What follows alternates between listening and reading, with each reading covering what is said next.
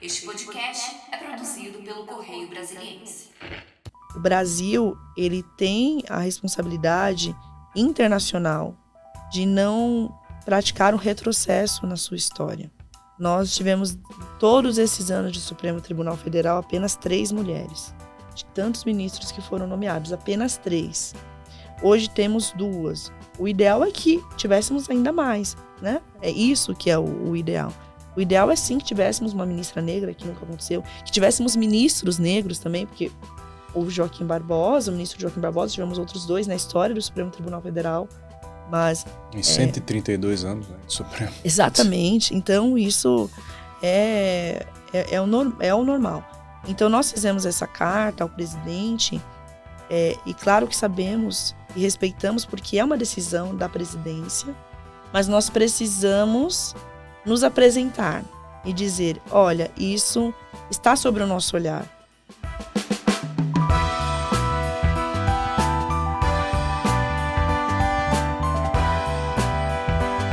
Olá, sejam muito bem-vindos ao podcast do Correio.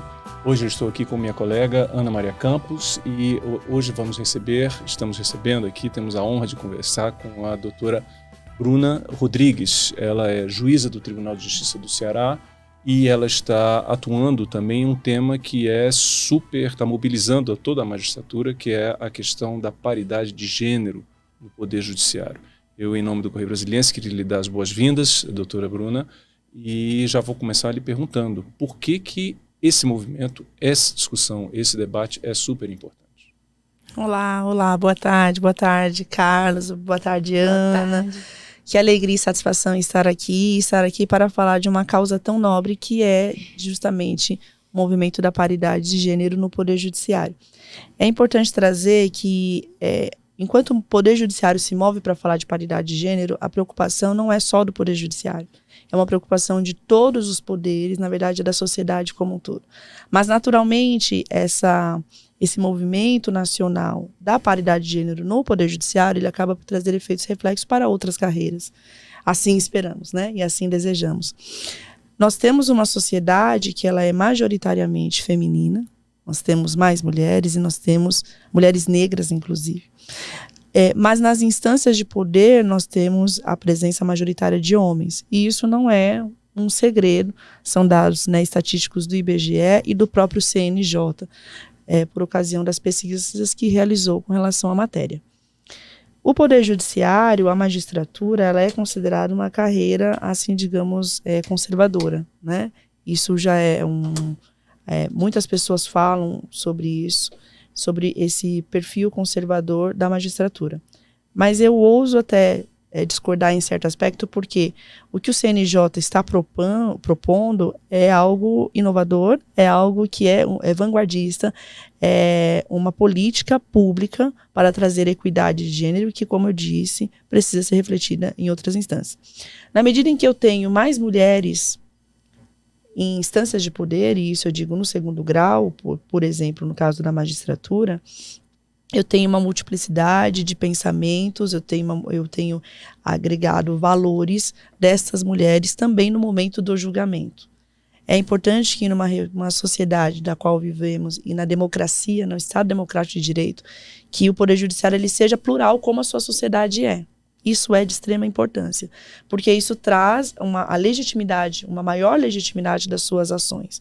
O que nós temos é a necessidade imperativa vinda da Constituição para a paridade de gênero, porque isso decorre de um normativo constitucional. Isso que a senhora está falando de refletir a posição das mulheres nas decisões é importante porque o Poder Judiciário é que dá a palavra final em todos os conflitos da nossa sociedade, né? Tem o executivo executa, o legislativo legisla, o Poder Judiciário decide. E um olhar feminino, muitas vezes, é muito diferente de um olhar masculino nas decisões. E é importante que tenha uma participação maior para que a justiça seja mais plural. É isso que a senhora defende, não é? Exatamente. E nós precisamos entender que quando eu não tenho essa representatividade, isso não é normal. Nós vivemos entendendo, nós somos culturalmente educados pela normalidade da ausência de mulheres e de pessoas negras, mulheres negras, homens negros e de mulheres brancas também, e dos indígenas também, né, que nós precisamos falar aqui, pela normalização de não ter essas pessoas em instâncias de poder. Mas não é natural. A nossa sociedade é uma sociedade, o que a Constituição diz, uma sociedade justa, né, solidária, fraterna, é isso que são os objetivos da Constituição. E onde nós temos essa sociedade justa e fraterna quando nós não temos a representatividade? O Estado Democrático de Direito, ele depende disso, ele depende dessa perspectiva de gênero. Inclusive, o CNJ, ele tem um protocolo sobre julgamento sobre a perspectiva de gênero. E olha o quão importante isso é. Já sobre a questão do gênero e da importância. Hoje nós estamos tratando de critérios para promoção, que o objetivo, né, tivemos lá no Conselho Nacional de Justiça, iniciada a votação de uma resolução a qual disciplina essa paridade de gênero no Poder Judiciário, através dos critérios da promoção pelo merecimento e antiguidade. Então, hoje está sendo pautado isso, é isso que começou-se a votação, mas o CNJ já trata das questões de gênero, já tem um olhar diferenciado para isso há algum tempo, tanto que foi feito um protocolo de julgamento sobre a perspectiva de gênero. É um protocolo que ele diz, é como se eu ensinasse, sensibilizasse o julgador a olhar de forma diferente. Porque nós precisamos, eu não posso tratar a vítima de um estupro, por exemplo, de forma insensível. A sensibilidade, ela é inerente, mas não só da mulher. Inerente do julgador, de todas as formas, de todos os sexos. Do sexo feminino, masculino, enfim. Mas é preciso, o CNJ viu essa necessidade. Olha, existe um hiato aqui. Existe um problema que nós precisamos resolver. E eu, então, vou traçar a diretriz sobre isso. Esse julgamento de hoje, no CNJ, então, pelo que a senhora está dizendo, faz parte de um processo, né? Quer dizer, de uma iniciativa pioneira, né? Vanguardista, como a senhora entende, em relação ao CNJ. E a senhora tem dados, né, que mostram essa disparidade de gênero pelo Brasil. Nossa. O que a senhora pode falar em relação a isso? Pois é, eu vou falar aqui sobre, brevemente o porquê, como que nós temos hoje, como que nós estamos hoje. A magistratura, ela é uma carreira que ela é majoritariamente branca, masculina e de homens heterossexuais.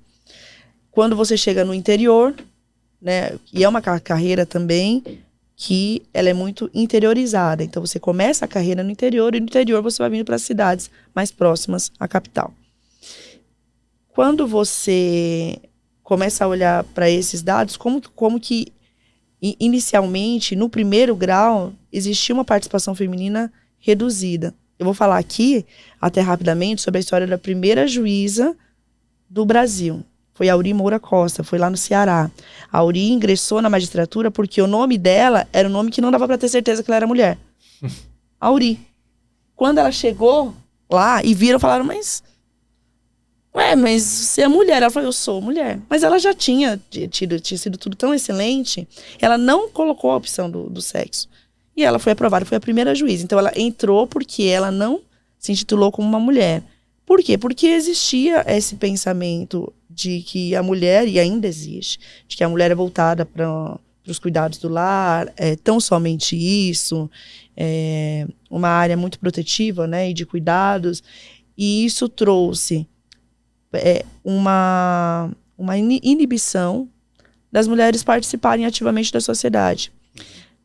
E daí começamos os movimentos feministas. Com os movimentos feministas, as mulheres começaram a entrar nos cursos de ensino superior. Inicialmente, muito curso de enfermagem, pedagogia, né, porque eram aquelas áreas muito vinculadas ao cuidado.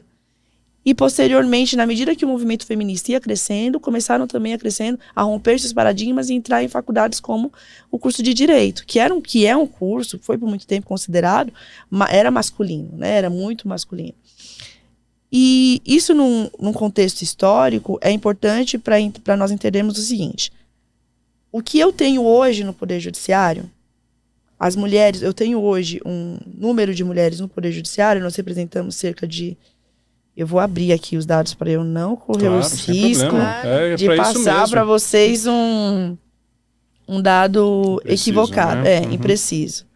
Nós temos hoje no Poder Judiciário, no primeiro grau, especificamente, cerca de 40% de mulheres e 60% de homens. Primeira instância, então. Na né? primeira instância. E isso se dá em razão desse incremento da representatividade feminina no primeiro grau, das mulheres, então, passarem a estudarem, né, entrar no concurso primeiro grau, esses são os dados que nós temos. Quando eu vou tratar do segundo grau, eu tenho percentual de 25% de mulheres, em contrapartida de 75% de homens. Já tem uma redução expressiva, né? Uma redução Ficar expressiva. de 40 para 25, né? Exatamente. E existe um Isso em fundamento. média, né? Isso é média nacional, né? Porque a senhora mesmo estava explicando pra gente que em alguns tribunais não tem nenhuma mulher na segunda instância. Nós temos 2 tribunais, segundo os dados da pesquisa realizada pelo CNJ, 2 tribunais no Brasil que não tem nenhuma mulher. São 2 tribunais da região norte. E depois nós seguimos uma escala de tribunais que tem 2%, 5%, 6%, ou seja, é uma Muito inexpressividade, é tão baixo que chega a ser vergonhoso. Né? Eu queria, doutora, que a senhora explicasse um pouco, a senhora mencionou a questão da interiorização, né? Quer dizer, a carreira da magistratura é uma carreira muito interiorizada. E que isso cria uma dificuldade particular para a mulher. Eu queria que a senhora explicasse por que isso, para o nosso público entender por que essa questão é tão importante. Inicia-se pelo fato de que, sendo essa carreira interiorizada, a mulher ela tem uma maior dificuldade de ascensão para as outras entrâncias. Nós temos a entrância inicial, intermediária e final. Após a instância final, é que você pode ascender a ser desembargador. Porque, primeiro, a questão de segurança, né? Algumas mulheres, para o homem e para uma cidade do interior que não tem uma infraestrutura tão adequada, culturalmente, isso é muito mais tranquilo. E isso não é da mesma forma para a mulher. Existe a questão da família, e são dados de uma pesquisa também muito citada hoje pela conselheira Salise, a pesquisa da juíza Mariana, e que existe uma dificuldade de ascensão das mulheres, porque pela compatibilização com a maternidade, compatibilização com a família. Então, no momento que a mulher ela muda de cidade, ela muda, a família inteira muda, e para você ir levar toda a sua família, você tem que pensar em um lugar que tenha uma boa escola, né? Ou que você tenha os juízes e juízas lidam com uma atividade de risco. Então, no interior, é muito mais fácil você encontrar aquela pessoa que você julgou na rua. Então, para você colocar o seu filho na escola, no interior, dependendo da cidade, que você não vai ter segurança pro seu filho, então você acaba escolhendo aquilo que é menos agressivo. Em razão dessa dificuldade, então as juízas, elas declinam. Declinam. Aí elas declinam e elas vão ficando e vai se criando uma lista na qual os homens vão, né, naturalmente, assumindo esses cargos, essas vagas que elas declinaram. E depois isso traz um resultado lá na frente, nos tribunais de justiça, como nós vimos aqui, né, ou nos tribunais regionais federais. Por isso elas não conseguem progredir na carreira. Exatamente. Por isso que em alguns estados é mais difícil ainda, devido às distâncias, porque em estados menores talvez seja mais fácil compatibilizar, né, os estados mais ricos, né, com mais desenvolvimento de emprego, escolas. E nós temos também estados que você, não é segredo, né, gente? Nós temos aqui estados que você precisa usar barcos para chegar em cidades, né, para você ter acesso. Os dois estados, os 2 tribunais que não têm mulheres na segunda instância são na região norte, que é uma região mais... Sim, Rondônia e Amapá, segundo os dados do Conselho Nacional de Justiça. E daí, o que acontece, Carlos? A mulher, então, ela fica parada na carreira. Isso, então, gera um desequilíbrio. E há quem diga, mas ela não quis. E esse ela não quis, ela não foi porque ela não quis. Era só ela escolher ter ido e deixar o filho, o marido, ou a família, né? Ou alguns que podem entender também, não, mas eu, né, eu vou, o homem foi, a mulher também pode ir. Quando nós pensamos na estrutura e o que a resolução diz, né, os fundamentos e os dados técnicos utilizados também pela conselheira dizem que a nossa sociedade, ela foi fincada e pautada em uma estrutura patriarcal, machista e sexista. Então, esse ela não quis não é tão simples assim, não é só o ela não quis. É um simplismo, né? É um reducionismo, na verdade, do problema. Ela também é julgada por se ela abrir mão de certas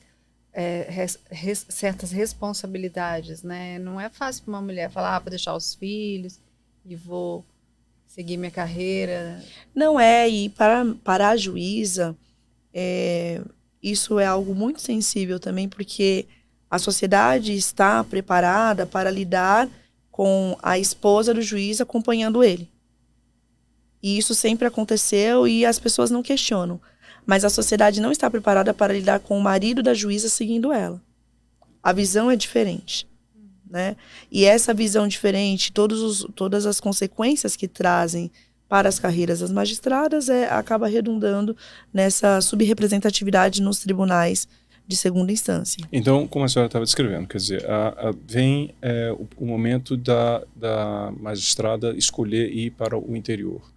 Ela não vai, por uma série de razões, e aí por isso ela não consegue progredir na carreira, ela não consegue chegar ao posto de desembargadora. Exatamente. Que é o critério, é a exigência para que ela aceda para os tribunais superiores. Exatamente. Então vai criando um efeito cascata, o dominó, como nós chamamos, né? A inexpressividade aqui vai indo para outras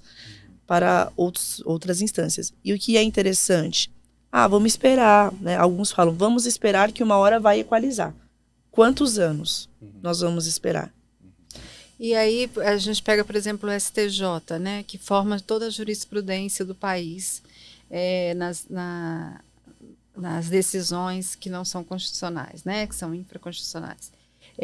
A gente vê que agora foi nomeada uma mulher, né? A Daniela Teixeira, inclusive daqui de Brasília. Mas fazia mais de 10 anos que não, acho que 12 ou 13 anos que não era nomeada uma ministra. E hoje, se não me engano, tem 30%. É muito baixo, é muito baixo. E, salvo engano, aqui que pode me falhar melhor a memória, mas são 6. Acho que são 6 ou 7 ministros no STJ. São no 33 STJ, ministros. De 33 são 6. Então, nós já temos por aí essa representatividade. Né? 20%. 20%. E por que é importante? Eu tenho uma sociedade plural, eu preciso trazer uma maior legitimidade para aquele que julga, né? Para o Poder Judiciário.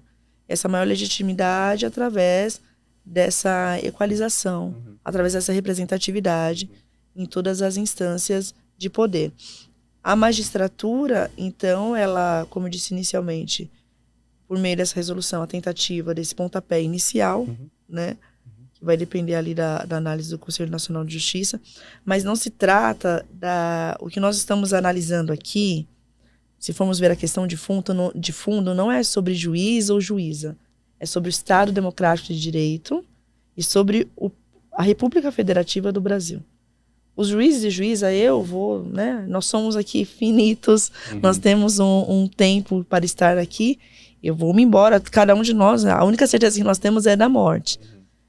Mas a instituição permanece, ela é perene. O nosso país permanece, a democracia permanece. Então, no momento que você não tem essa representatividade e a preocupação com essa representatividade, você está... Não se trata de uma pauta da magistratura, como eu disse aqui no início. É uma pauta nacional. Como tem impacto em tudo, né? Como a gente falou ali atrás, aqui no podcast, que como o judiciário dá a palavra final, decide, a gente imagina que isso tem um reflexo em tudo a violência de gênero. A subrepresentatividade é considerada como uma violência simbólica, né? A violência de gênero é um dos pontos que está em pauta hoje em dia, porque nós nunca vimos, e a gente vai sair um pouco, mas porque estamos falando de gênero, nós nunca vimos números tão altos com relação ao feminicídio, por exemplo. E aí a indagação é, mas como aumentou o número de feminicídio? Não. O que nós temos hoje é a informação do que já acontecia e não era informado. Mas existe hoje uma visibilidade maior. Sim. Então as pessoas entenderam que isso é importante e que acontece, então elas repassam para o Está Estado. se jogando luz, né, a um problema que já existia. Exatamente. E é o que se tenta fazer com essa resolução ou com outras ações Agora, afirmativas. doutora, a senhora estava comentando, já citou pelo menos duas vezes aqui, de que do perfil, digamos assim, conservador do Poder Judiciário e que caracterizado dominantemente por homens brancos heterossexuais.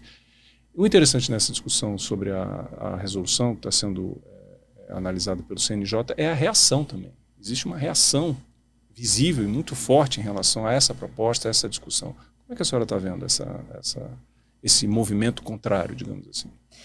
O direito é uma das ciências mais fascinantes, que eu sou suspeita porque, né, me apaixonei por ela, mas ele traz essa possibilidade da análise do mesmo fato com olhares distintos. É a hermenêutica jurídica.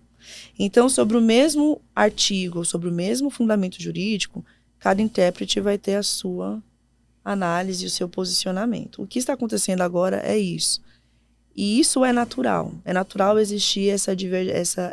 Quando nós falamos de hermenêutica jurídica, é natural em razão dessa diferença das considerações de cada um.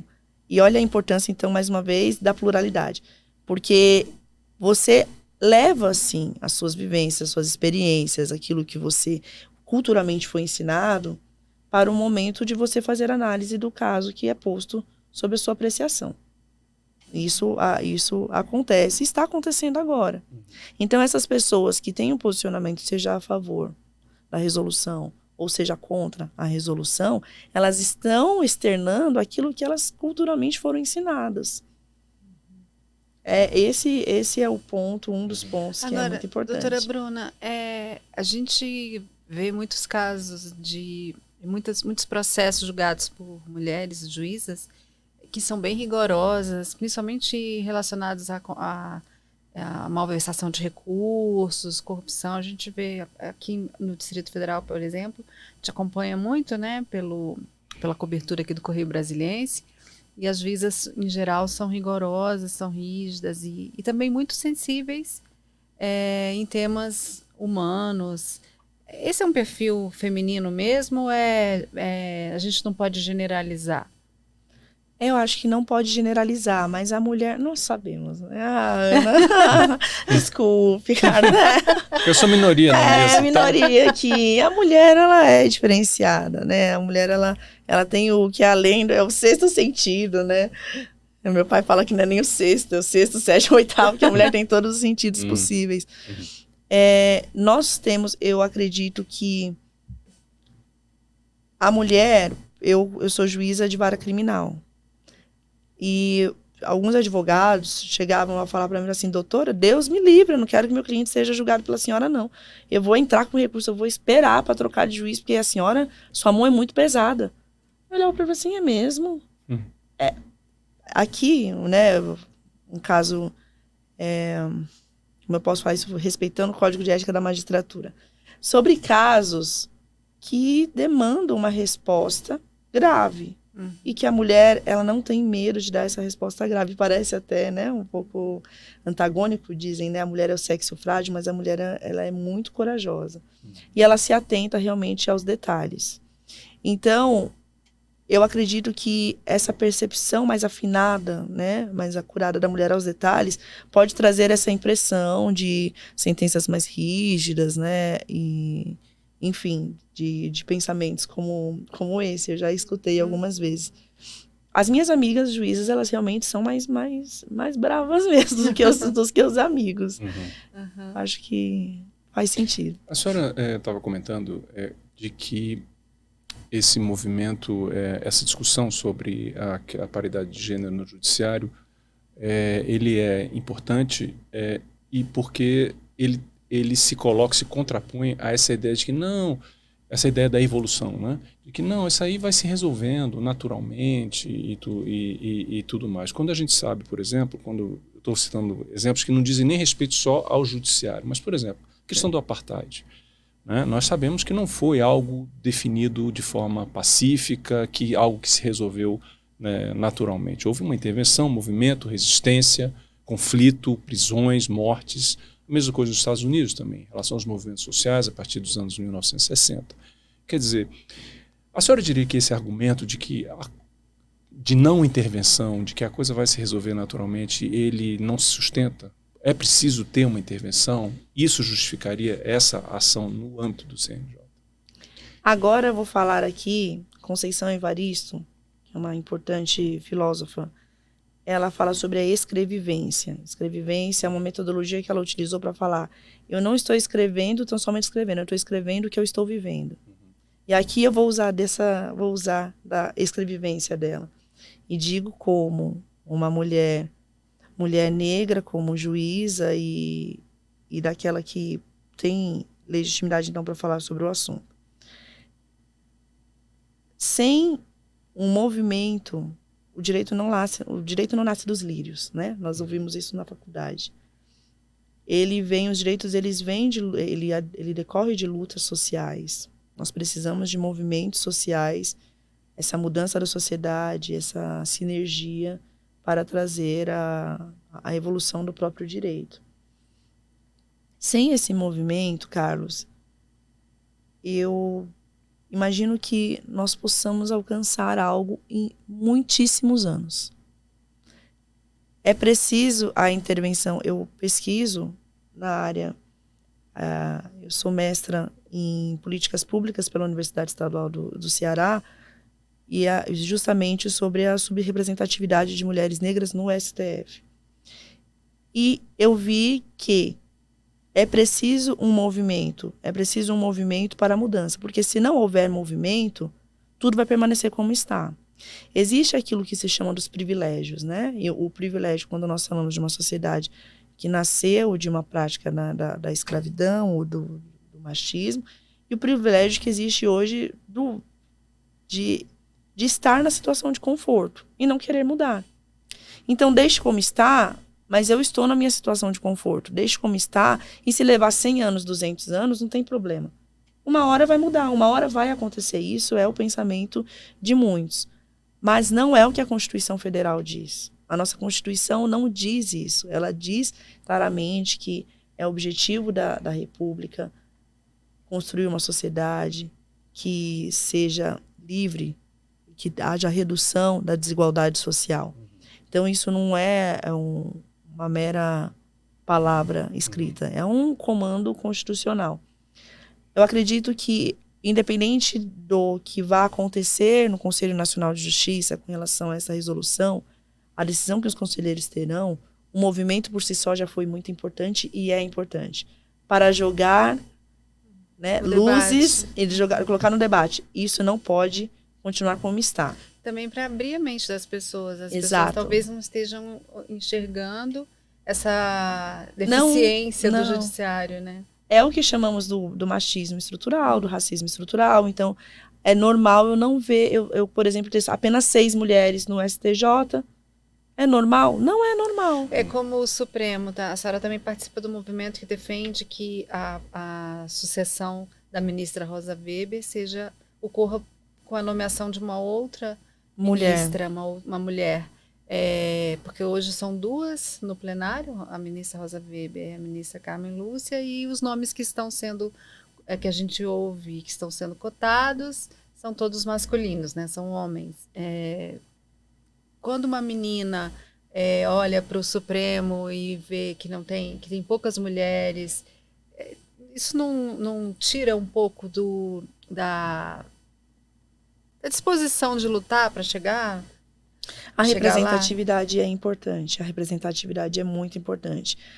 Com relação ao Supremo Tribunal Federal, inclusive, nós tivemos um evento que foi Mulheres na Justiça. A partir desse evento, surgiu a ideia de uma carta direcionada ao presidente da República, essa carta que consta com a assinatura de mais de 2.000 magistradas já, E é uma carta aberta pedindo, um pedido ao presidente, não só como magistradas, mas como cidadãs, para que ele nomeie uma outra mulher para substituir a ministra Rosa, que de forma brilhante conduziu a carreira dela, né, até hoje.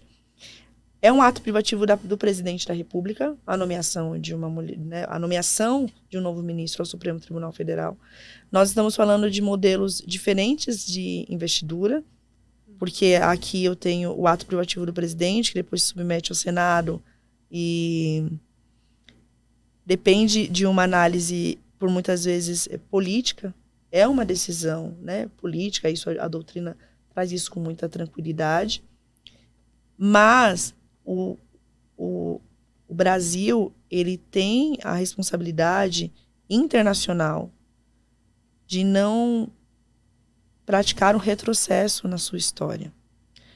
Nós tivemos, todos esses anos de Supremo Tribunal Federal, apenas 3 mulheres. De tantos ministros que foram nomeados, apenas 3. Hoje temos 2. O ideal é que tivéssemos ainda mais, né? É isso que é o ideal. O ideal é sim que tivéssemos uma ministra negra, que nunca aconteceu, que tivéssemos ministros negros também, porque houve Joaquim Barbosa, o ministro Joaquim Barbosa, tivemos outros 2 na história do Supremo Tribunal Federal, mas... Em 132 anos, né, de Supremo. Exatamente. Então, isso é o normal. Então, nós fizemos essa carta ao presidente, e claro que sabemos e respeitamos, porque é uma decisão da presidência, mas nós precisamos nos apresentar e dizer, olha, isso está sobre o nosso olhar. Nós queremos e nós estamos falando, e como legitimadoras da democracia, que seja uma mulher pensando no Estado democrático de direito que vivemos, pensando no retrocesso que não queremos e do avanço que esperamos. É isso. Nós precisamos disso, de uma mulher agora e outra depois, e depois, e depois, e assim, e cada vez mais. E cada vez mais, até ter essa paridade. Esse tema, nós sabemos que existe, né, essa análise política, né? Isso faz parte. Nós temos um presidencialismo de coalizão aqui no Brasil. Então, o presidente, ele depende muito dessa conversa de bastidor com partidos e com representantes, né? Então, os atos são do presidente, sim, mas nunca são isolados. Ele sempre é pautado por uma série de outros fatores, e nós compreendemos isso. Mas não é possível que, de todos estes fatores, não exista uma mulher para ser candidata. Né? Nós não acreditamos nisso, acho que vocês também não, ninguém acredita. A gente sabe que é possível, sim, manter essa vaga da ministra Rosa. É o nosso anseio. Doutora Bruna, a senhora comentou antes dessa paixão que a senhora teve em relação ao direito. Eu queria que a senhora explicasse para a gente como é que começou, quando começou essa paixão pelo direito, por quê e os caminhos que a senhora percorreu para chegar até aqui. Olha, eu vou dizer assim, eu agradeço tanto a Deus, porque Ele faz, né? Ele acaba fazendo o nosso caminho, e as nossas escolhas, elas são muito pautadas, as minhas foram assim. Eu descobri que eu era apaixonada pelo direito quando assisti aqueles filmes americanos e falava assim, protesto, senhor meritíssimo. E eu assistia de pequena, eu adorava ficar assistindo. Mas eu percebi com o tempo que o que eu gostava mesmo não era o protesto, senhor meritíssimo, era o protesto negado, protesto referido. E eu via aqueles moços com a peruca. Não era nem o promotor, nem o advogado. Não, era a figura do juiz. Uhum. E daí comecei a ver, assim, a magistratura, né? O ato de decidir, de dar a última decisão, como a Ana já falou aqui, palavra, a última palavra. Eu achava fantástico, lindo. Comecei a fazer o direito, comecei a fazer a faculdade, e daí eu sabia que eu não tinha vontade de ser advogada. Eu ia prestar concurso público, né? Fiz estágio na Defensoria Pública. Isso então, em São Paulo? Em São Paulo, porque eu sou de São Paulo. E daí comecei a estudar. Olha que interessante. Eu não achava que a magistratura era algo que era possível para mim. Eu tinha boas notas, eu sempre fui uma aluna, assim, que os professores elogiavam, mas eu achava que era algo tão distante, algo tão elitista, como de fato é, que eu nem sonhava. Até que um dia uma amiga falou assim para mim, Bruna, vai ter uma prova do Ministério Público lá no Ceará. bora, vamos fazer. Eu falei, eu não vou fazer prova do Ministério Público, não tem nem... Vamos, aí a gente vai conhecer, que foi em Fortaleza. E fiz essa prova, passei. E uma prova... Aí eu vi, eu falei assim, nossa, se eu passei nessa prova, né, do Ministério Público, de repente... Porque na minha cabeça, eu pensava que a magistratura era o concurso que era o mais difícil, né, o inatingível. Aí eu pensei, poxa, se eu conseguir esse, eu vou fazer outras. E aí comecei a fazer na magistratura. Aí a primeira prova da magistratura que eu fiz... e fui aprovada, foi uma prova que tinha uma política de cotas já no Tribunal de Justiça do Paraná. Passei na primeira fase. E até me encorajou a fazer a prova, aquela política. Passei só na primeira fase, foram muitos concursos, reprovei, até que, quando comecei a passar, passei no Tribunal de Justiça do Ceará e outros tribunais, e ainda não tínhamos a política de cotas instituída pelo CNJ. O Paraná tinha uma política própria, o CNJ ainda não tinha abraçado isso. Então, no momento que eu fui aprovada no Ceará, eu ainda não tinha cotas, eu não entrei pelas cotas.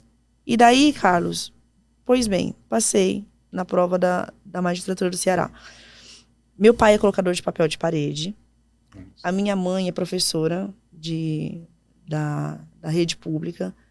O meu pai, quando eu fui fazer direito, ele falou assim, você vai passar fome, tem um monte de advogado aí, ó, pedindo dinheiro para os outros. Mas algo, com certeza, foi a direção de Deus. Eu fiz aquilo que eu senti que era para fazer e acredito que eu tenha feito a escolha correta. Entrei no Tribunal de Justiça do Ceará, fui para o interior. No interior, eu ainda não tinha até me enxergado como uma mulher negra. E tive uma situação lá, essa questão da representatividade, da menina que vê uma mulher no STF. Trago aqui uma menina que vê uma juíza negra na cidade dela. E lá, um dia uma mãe chegou e falou assim, olha... Qual era a cidade? Era a cidade de Graça, do Graça, município do Graça. 370 quilômetros, mais ou menos, distante de Fortaleza. Uma cidade pequena, de 12 mil habitantes, aproximadamente. E para mim era uma graça, né? Daí, essa mãe chegou e falou assim, o diretor da minha vara falou, doutora, tem uma mãe que queria saber se a senhora pode receber a filha dela. A senhora pode receber? Eu falei, receber a filha dela? Posso. Não, aquela filha dela queria conhecer a senhora. Eu falei, tá bom, eu conheço. Daí, pouco antes da menina entrar, ele falou, doutora, a criança chegou, a senhora, mas a mãe dela queria falar com a senhora antes, pode entrar? Eu falei, pode. Eu tava despachando, recebi a mãe, aquele jeito, né, de juiz, que a gente tá cheio de coisa. Eu falei, pois não, tava assinando as coisas, ela entrou e falou, agradeço muito pra senhora me receber, eu queria dizer pra senhora que é minha filha, eu vou preservar o nome aqui. Ela... teve um probleminha na escola. Um dia ela chegou da escola, foi tomar banho, ela ficou muito tempo no banho, e eu fui até ela. Falei, filha, mas tá bom já. Ela falou, não, mãe, eu tô suja. E eu fui lá e eu falei, você já tá limpa. E ela tava ainda lavando. Ela falou, não, mãe, eu tô suja. Eu quero tirar essa cor de mim. E ela falou, mas como assim? O nome fictício aqui, Ana. Como assim, Ana? Ela falou, mamãe, é porque na escola os meus amiguinhos disseram que a minha cor é muito feia, que eu tenho a cor encardida, suja. E a gente estava falando das profissões, eles falaram que eu não vou ser nada, não vou poder ser nada. Eu só vou poder ser uma faxineira, né? Como a senhora é. E ela falou, filha, você já viu a nossa juíza? E isso me marcou muito. Ela falou, a nossa juíza. Você já viu a nossa juíza? Aí ela falou, não, mãe. Ela falou assim, ela é negra. Ela é mais escura que você. Aí a filha dela não acreditou. Ela me dizendo isso, Carlos, eu fiquei olhando pra ela, falei, gente... Ela falou assim, então, eu queria agradecer porque aí segundo você, eu falei assim, não, tudo bem, pode trazer sua filha. E a menina chegou no meu gabinete. Quando eu abri a porta que ela veio entrar, ela não entrou, ela ficou parada olhando pra mim, assim. Aí eu falei, oi, Ana, tudo bem? Você veio aqui me conhecer, prazer. Aí ela falou, você que é a juíza? Eu falei, sou a juíza. Aí ela falou pra mãe dela, mãe, ela é a juíza, baixinho. A mãe dela falou assim, eu te falei, filha, ela é a juíza. Mãe, ela é negra. É, filha, ela é negra. E daí, eu falei, olha, eu falei, olha, isso daqui é minha toga, você quer colocar, né? Deixei ela colocar a toga, tudo. E aí eu perguntei, o que você vai ser quando crescer? Você pode ser tudo, você pode ser engenheira, pode ser médica, pode ser, né, enfim, tudo. Mas eu não disse juíza, falei várias outras profissões. E aí ela falou, eu posso ser juíza? Igual você? Aí eu falei, você vai ser, nós vamos ser colegas de profissão, tá bom? Aí ela balançou a cabecinha, ficou feliz, foi embora. E quando ela saiu, eu chorei. eu me vi nela, né, quando pequena, o que as meninas negras sofrem e passam. E daí a representatividade, que é muito importante que você disse. Então, quando uma mulher, uma menina vê um Supremo Tribunal Federal com essa inexpressividade na sua composição, inexpressividade de gênero na sua composição, isso reflete nas nossas meninas, isso reflete no futuro delas, isso reflete na autoestima delas, sim, reflete. História impressionante, né? Reflete. E então é importante que nós tenhamos esse espelho para elas poderem olhar e falar, não, eu quero ser ministra, eu quero ser, enfim, médica, né, em todas as outras profissões, em todas as outras áreas. Bom, com isso, então, a gente encerra o nosso podcast. Eu gostaria, em nome do Correio Brasiliense, agradecer a sua presença aqui, doutora Bruna. Foi incrível a conversa e desejo sucesso na sua participação desse movimento, dessa reflexão, que, como a senhora disse, né, mesmo independentemente do resultado, eu acho que já tem, só de colocar esse debate à luz da sociedade, eu acho que já tem um mérito que precisa ser considerado. Eu Sim. também agradeço muito a sua presença, foi muito bacana a conversa. O podcast do Correio fica por aqui. Até a próxima. Tchau.